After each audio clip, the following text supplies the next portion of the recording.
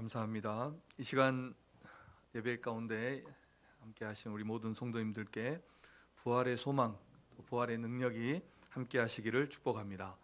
서로 인사하겠습니다. 하나님은 당신을 사랑하십니다.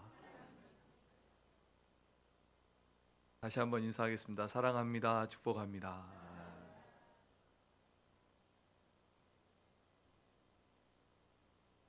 언제나 즐겁게 사는 한 할머니가, 꽃장사를 하시는 할머니가 있었습니다.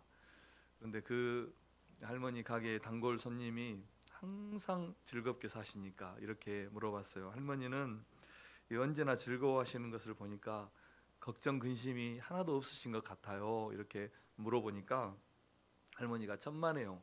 걱정 근심 없는 사람이 어디에 있습니까? 나에게도 고통스러운 일, 또 걱정스러운 일, 근심 걱정이 참 많습니다. 그런데 어떻게 그렇게 즐겁게 매일 사실 수 있습니까? 이렇게 물어보니까 자기는 3일의 비밀을 가지고 있다고 합니다. 문제가 생길 때마다 하나님께 그 문제를 맡겨버리고 3일만 조용히 기다리면 예수님께서 3일 만에 부활하신 것처럼 그 문제가 해결되더라는 것입니다. 그러면서 꼭 숫자대로 3일은 아니더라도 항상 이 부활의 원리는 자기의 삶에 항상 있었다고 그렇게 고백했다고 합니다. 어떤 암흑과 같은, 어떤 그 칠흑과 같은 그런 터널이 있어도 3일 후면, 조금만 지나면 빛이 나타나고 광명이 온다는 이런 것을 믿는다면 아무리 힘든 여정이라 하더라도 우리가 믿음으로 또 평안함 가운데서 살 수 있는 것입니다. 오늘은 부활주일인데 부활이 정말 가능한 일일까? 성경이 아무리 부활을 말씀하고 또 그리스도인들이 부활을 증거해도 그것을 믿을 수 있는 일인가? 정말 기독교인들은 다 부활을 믿고 있는 것일까? 어쩌면 많은 사람들이 부활을 믿지 못하고 그냥 교회만 다니고 있는 것은 아닐까? 이런 질문들을 해볼 수 있습니다. 어떻게 이렇게 황당한 이야기를 믿을 수 있을까?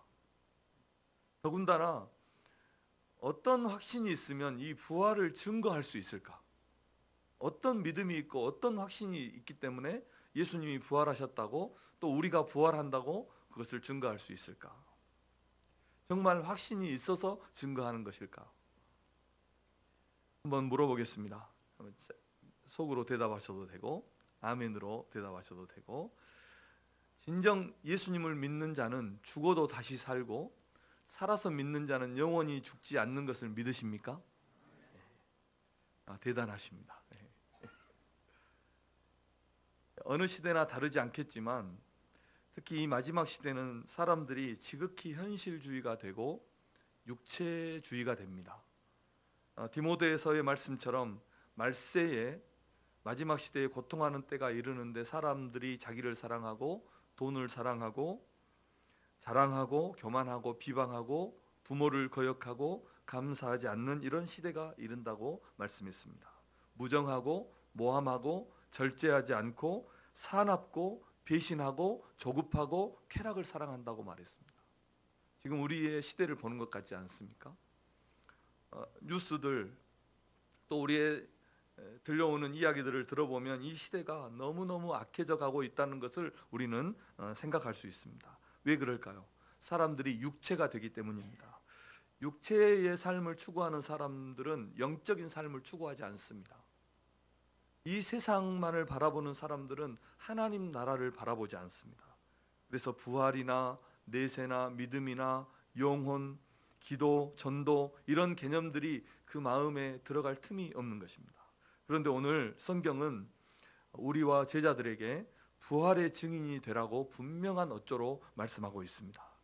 증인이라는 사전적인 정의는 법정에서 자기가 듣고 자기가 본 것을 진술하는 것을 증인이라고 말합니다.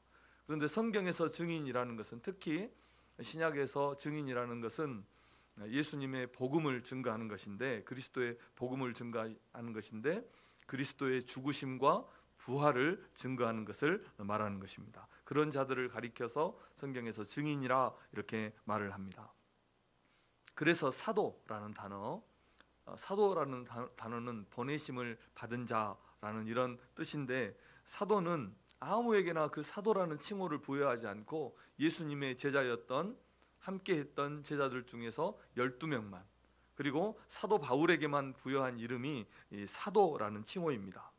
부활하신 예수님을 직접 자기의 눈으로 보고 또 예수님께서 보내신 자, 이들만을 사도라 이렇게 칭하는 것입니다. 그런데 이 사도들과 예수님의 부활하심을 본 사람들이 500여 형제가 있다고 그 당시에 증거하고 있는데, 이 사람들 외에는 모두 그들이 전한 복음을 듣고, 부활의 복음을 듣고 믿고 예수님을 믿었다는 것입니다. 듣고 믿은 것입니다. 그리고 그 듣고 믿은 것을 전하는 증인이 되는 것입니다. 그런 의미에서 우리는 모두 부활의 증인이라는 것입니다. 오늘 우리가 첫 번째로 살펴볼 것은 예수님께서 제자들에게 무엇 때문에 제자들에게 이 부활의 증인이 되라 하셨는가입니다. 첫 번째 생각할 것이, 그것이 성경의 핵심이기 때문입니다. 성경의 중심이고 핵심이기 때문에 제자들에게 부활의 증인이 되라 이렇게 말씀을 하셨다는 것입니다.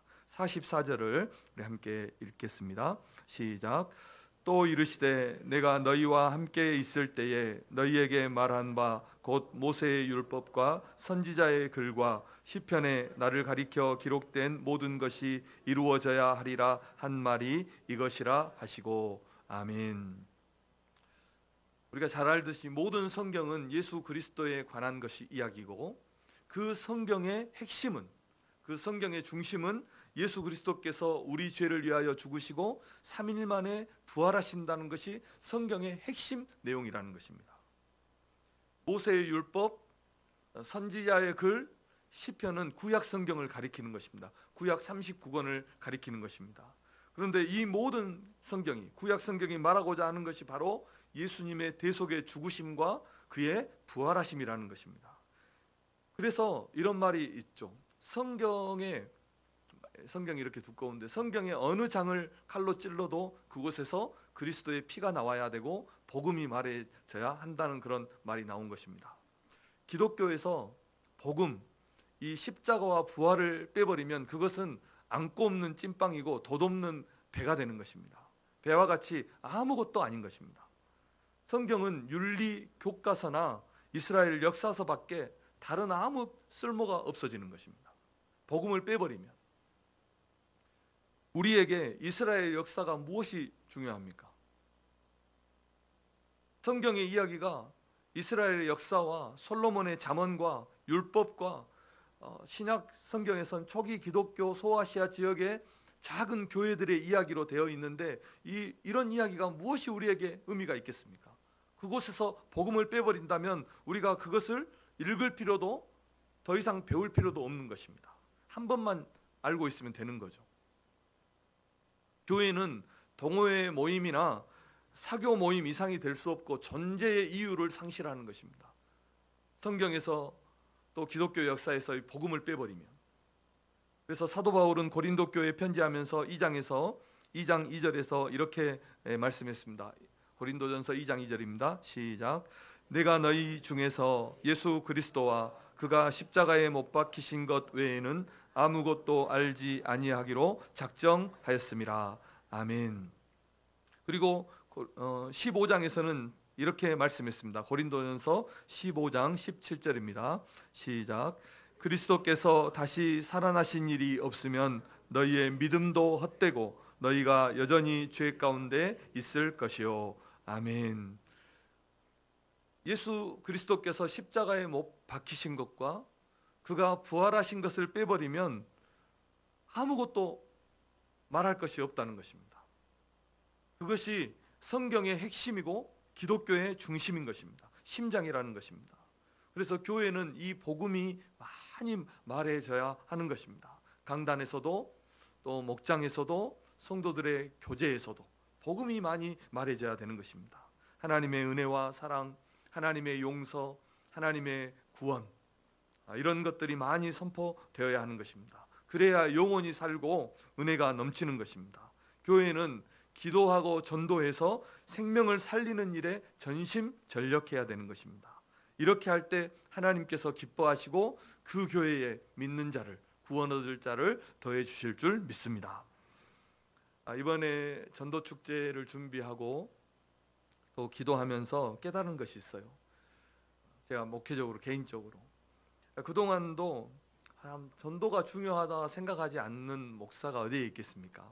전도가 중요하다 생각하고 매년 코로나 때도 봄과 가을에 전도는 계속했죠. 전도 축제는 계속하고 전도하는 일은 계속했습니다. 그런데 그렇게 전도에 대해서 말을 했지만 전도에 대한 목회 철학이 조금 어정쩡했다는 것을 제가 깨달았습니다.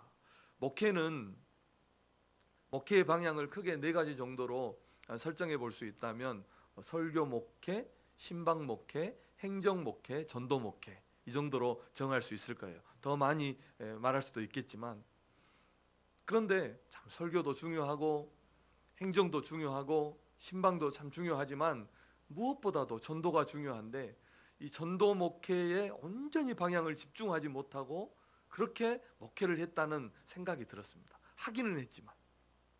그래서 이제부터는 목회의 방향을 전도 목회로 온전히 정하고 우리 교회가 매일 전도하는 교회, 모든 성도들이 전도에 동참하고 전도에 힘쓰는 교회, 날마다 구원 얻는 사람들이 더해지고 매주마다 새로운 영혼들이 주님의 교회에 등록하는 그런 우리 교회가 되기를 꿈꾸고 함께 기도하며 나아가야 되겠다, 이렇게 생각을 했습니다. 우리 모든 성도님들이 이 일에 동역하고 동참하는 성도님들 되시기를 주님의 이름으로 축복합니다.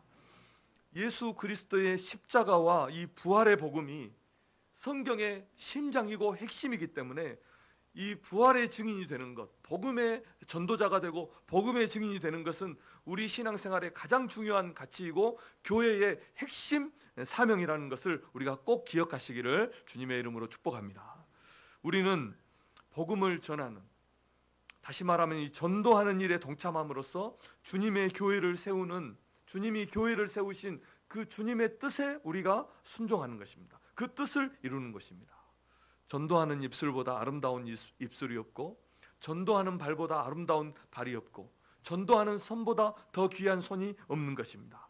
많은 사람을 옳은 대로 돌아오게 하고 전도하는 그 사람은 영원토록 별과 같이 빛나는 것입니다.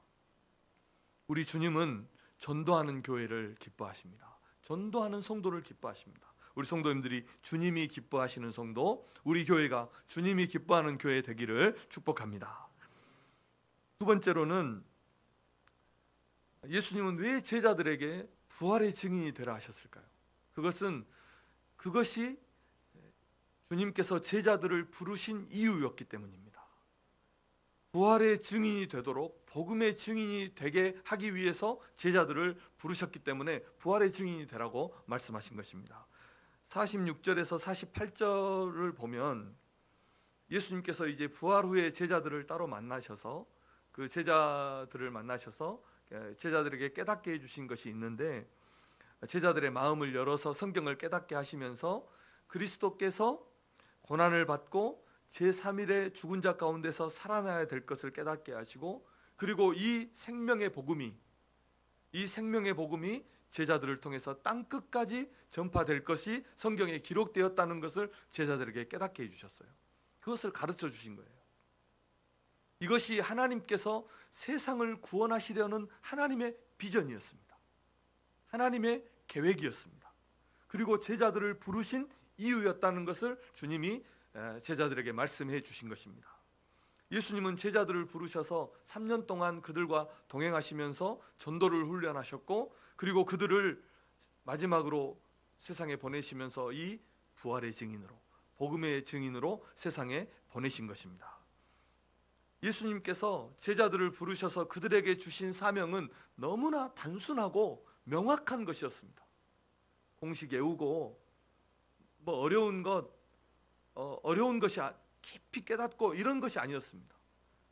그들에게 주신 사명은 너무너무 단순하고 너무너무 명확한 사명이었습니다. 그것은 이 부활의 복음을, 예수 그리스도의 부활을 온 세상에 전하는 것이었습니다.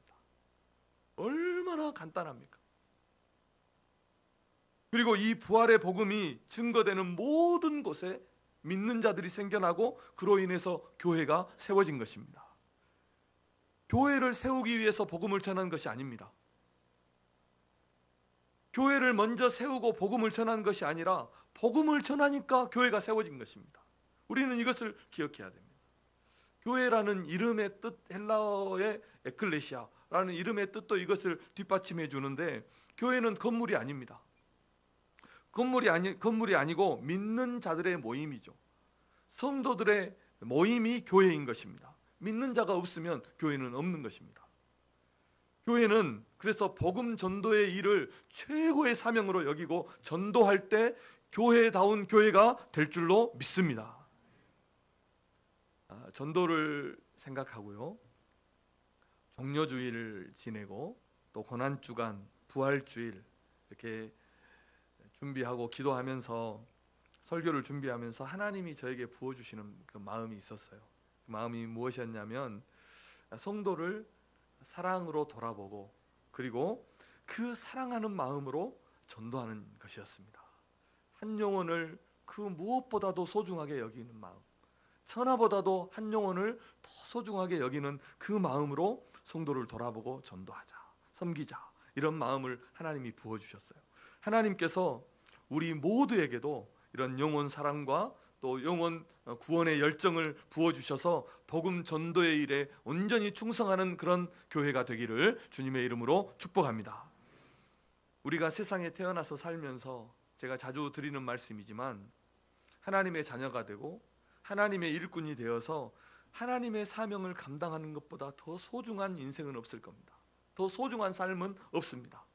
그리고 그 중에서도 영혼을 구원하는 일보다 더 가치 있고 중요한 것은 없는 것입니다. 주님은 우리를, 오늘 장로님이 기도하신 것처럼 우리를 사람을 낚는 어부 되게 하기 위해서, 사람을 구원하는 그런 전도자 삼기 위해서 우리를 부르셨다는 것을 꼭 기억하시고, 우리 성도님들이 이 하나님의 부르심에 아멘으로 응답하시고 복음의 증인, 부활의 증인으로 살아가시기를 주님의 이름으로 축복합니다. 그러면 우리가 어떻게 부활의 증인이 되라고 말씀하십니까? 오늘 제자들에게 부활의 증인이 되라 말씀하시면서 성령의 능력을 힘입으라고 말씀합니다. 성령의 능력을 힘입으라. 49절 말씀입니다. 시작. 볼지어다 내가 내 아버지께서 약속하신 것을 너희에게 보내리니 너희는 위로부터 능력으로 입혀질 때까지 이 성에 머물라 하시니라. 아멘. 이 말씀은 제자들에게 이제 성령을 너희에게 부어 주실 때까지, 성령으로 힘 입을 때까지 이 성 예루살렘에 머물면서 기도하라는 그런 뜻이죠. 누가는 사도행전까지 같이 기록했기 때문에 연결점이 이렇게 있는 것입니다. 성령의 능력을 힘 입을 때까지 이 성에 머물면서 기도하라고 제자들에게 말씀하는 것입니다. 부활의 증인이 되는 것, 부활의 복음을 전하는 것은 성령의 능력으로 되는 것이고, 이것은 성령께서 하시는 일이라는 것입니다. 우리가 복음을 전하지 못하고 부활을 증거하지 못하는 이유는 우리에게 믿음이 없는 것도 아니고 지식이 부족한 것도 아닙니다. 그것은 지식으로 전하는 것도 아닙니다. 왜 우리가 부활의 복음을 전하지 못하냐면 우리에게 담대함이 없기 때문입니다. 성령의 능력이 없기 때문입니다. 영혼을 향한 그 하나님의 애끓는 그 불타는 마음이 없기 때문에 우리가 전하지 못하는 것입니다. 그러므로 우리는 성령께서 우리에게 담대함을 주시도록, 성령의 능력을 주시도록, 하나님의 그 전도의 구령 열정의 그 마음을 부어주시도록 우리가 기도해야 하는 것입니다. 기도하고 전도할 때 하나님은 믿는 자를 더해 주실 줄로 믿습니다. 예루살렘 교회가 그 초기에 그 연약한 사람들이 오로지 기도에 힘썼을 때 그 예루살렘 교회에 하나님께서 날마다 구원 얻는 사람을 더해 주신 것처럼 우리 교회에도 이런 역사가 일어나기를 주님의 이름으로 축복합니다. 사랑하는 성도 여러분, 우리가 기도할 때 하나님은 우리에게 성령의 능력을 부어주실 줄 믿습니다. 우리 가족의 구원을 위해서, 우리의 친구와 이웃과 또 우리가 살고 있는 이 지역사회에 믿지 않는 영혼들을 위해서, 그 영혼의 구원을 위해서 우리가 기도하는 교회, 기도하는 성도들이 되시기를 주님의 이름으로 축복합니다. 울며 씨를 뿌리는 자는 반드시 기쁨으로 단을 거두게 되는 것입니다. 다시 VIP를 작정하십시오. 마음으로 작정하십시오. 그리고 그 전도 대상자를 위해서 기도하시기를 바랍니다. 우리의 마음에 성령께서 전도의 열정을, 영혼을 사랑하는 그런 마음을 부어주시도록 기도하시고, 담대함을 주시도록, 지혜를 주시도록 기도하시는 성도님들 되시기를 주님의 이름으로 부탁드립니다. 이 예배당에 영혼을 향한 눈물이 찰 때, 영혼을 향해서 우리의 눈물이 흐를 때 하나님께서 영혼들을 주께 돌아오게 하실 것입니다.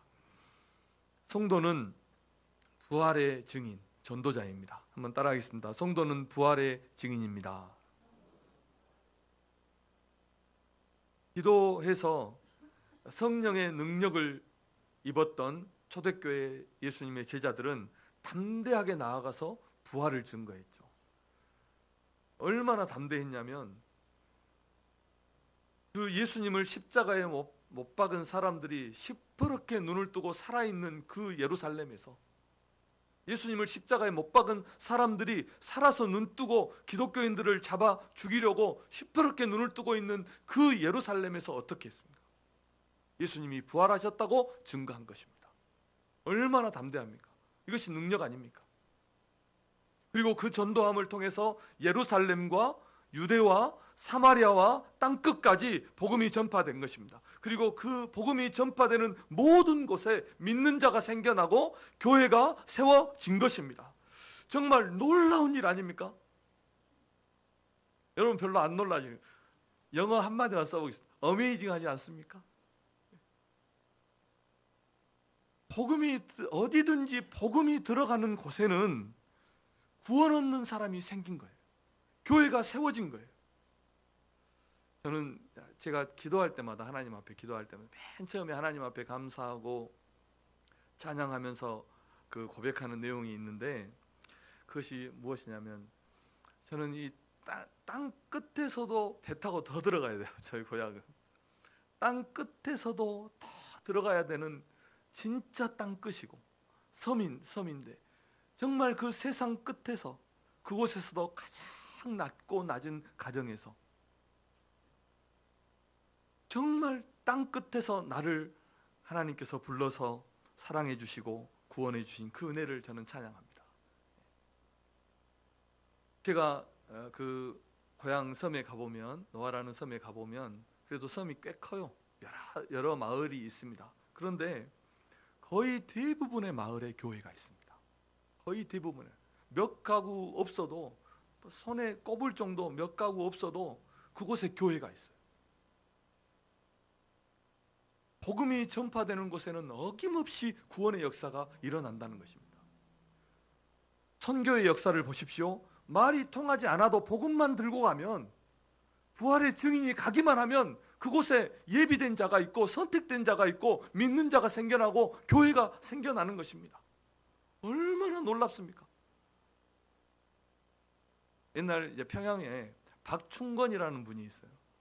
이분이 선교사가 전해준 그 성경을 받아들고 믿었을까? 그렇지 않아요. 성경 다 찢어가지고 자기 집에 도배, 종이가 좋으니까 자기 집에 이렇게 붙여놨어요. 막. 그런데 이렇게 붙여놓고, 예전에는 집에서 이렇게 낮잠 자는 일들이 많았잖아요. 자면서 할 일 없으니까 그 성경 읽고, 그렇게 하다 예수 믿게 되고, 그 가정이 평양 최초의 교회, 장대현 교회가 되었다는, 우린 이런 교회사도 가지고 있습니다. 성도는 부활의 증인이고 복음의 전도자입니다. 복음으로 우리 가정을 구원하시고 또 우리 지역을 변화시키는 성도님들 되시기를 주님의 이름으로 축복합니다. 주님이 전도하는 사람을 가장 귀하게 여기시고 소중하게 여기시는 것입니다. 말씀의 결론입니다. 전도는 우리 성도의 제1의 사명입니다. 교회의 제1의 사명인 것입니다. 그리고 그 사명을 감당하기 위해서 우리는 기도가 절대적으로 필요하다는 것을 꼭 기억하시고, 전도를 위해서 또 우리가 구원해야 될 그 영혼들을 위해서 기도하시는 성도님들 되시기를 바랍니다. 작정하면서 기도해 보십시오. 한 가지만 권면해 드릴게요. 작정하면서 기간을 정하고 방법을 또 생각해내고 두세 명의 전도 대상자를 정해서 그 대상자를 위해서 매일 그리고 집중적으로 기도하십시오. 하나님께서 주시는 은혜가 있고 열매가 있을 줄로 믿습니다. 우리가 주의 일, 이 주의 사명에 온전히 순종하고 충성할 때 예수님께서 약속하신 대로 100배의 축복을 부어주실 줄로 믿습니다. 우리가 예수님을 믿는다는 것은 실로 놀라운 일입니다. 우리가 예수님을 믿을 때 그의 죽으심이 나의 죽음이 되고 그의 부활이 나의 부활이 될 줄로 믿습니다. 이 놀라운 구원의 역사가 우리에게 실제가 되고 경이로운 일이 우리의 영혼에 일어나는 것입니다. 우리의 영혼이 완전히 새롭게 되고 새로운 삶을 살게 되고 변화된 삶을 살게 되는 것입니다. 하늘과 땅이 바뀌고 새소리도 다르게 들리고 인생의 목표도 바뀌고 바라고 소망하는 것도 달라지는 것입니다. 즐기는 것도 달라지게 되는 것입니다. 사랑하는 성도 여러분, 이 부활의 생명이, 부활의 능력이 오늘 우리 심장 가운데 뜨겁게 뛰고 우리를 바꾸고 우리를 살리는 그 놀라운 능력이 되기를 주님의 이름으로 축복합니다. 기독교는 무덤의 종교가 아니라 생명의 종교입니다. 기독교는 죽음의 종교가 아니라 부활의 종교입니다. 우리가 딱 하나 믿을 수 있다면 무엇을 믿겠습니까? 죽음을 믿겠습니까? 생명을 믿겠습니까? 이 부활의 증인, 이 복음의 전도자가 우리 모든 성도님들 되시기를 주님의 이름으로 축복합니다. 기도하겠습니다. 하나님 아버지의 은혜를